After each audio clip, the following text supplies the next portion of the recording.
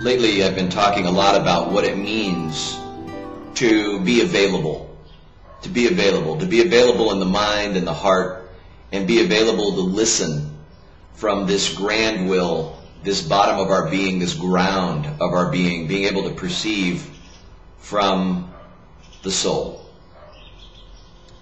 Transformative leadership. I like to think our work is to make transformative leaders out of entrepreneurs. What is a transformative leader? What is the transformative leader's work? Well, the transformative leader is really to be available. It means to be open. And the transformative leader realizes that their real work is not something that is stored in themselves. Think of it like on a computer, right? You have all of your information that's stored on your hard drive. And you've noticed lately that all the information, the folders you set up online, you're setting up all this space in a much larger universe where you're transferring all of this data, all this stuff onto the larger web platform. You're giving it into this entire universe of everything being connected and pointing it away from the self. And that's kind of what it is to move from your ego to eco, which means house.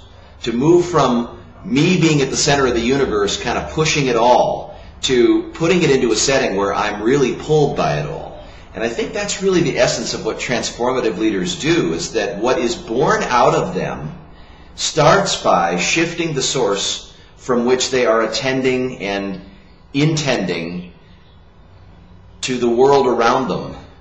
And when that happens, it's like the outer nature of the world, the outer emerging quality, the unfolding quality of what's going on, seems to interact differently with the inner nature, the interior condition of the leader.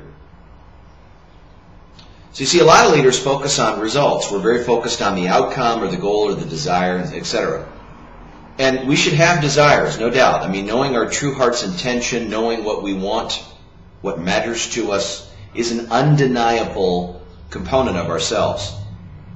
In other words, something in the future that really matters to us, that kind of looks back at us and says, I really need you to come into reality. I need you to make this work. I need you to bring this to fruition.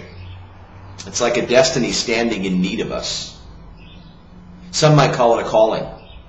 You might call it a mission, a reason for being, a reason for existing. Does the transformative leader have a purpose? She has a sense of purpose, because something that undeniably matters, just out of purely loving it enough to see it exist, informs action. It changes the way they pay attention in the present.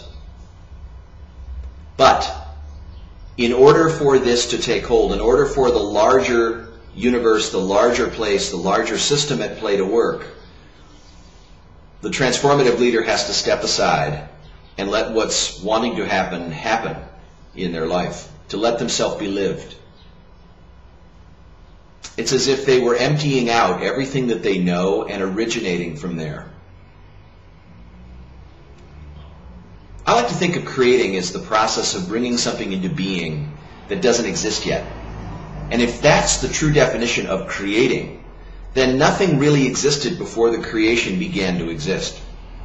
So that means when we set ourselves upon something we really want to create because we care about it, it's that caring that takes place everything else. It just dominates everything else. There's bigger business to attend to. We do what we're more compelled to do than what we did.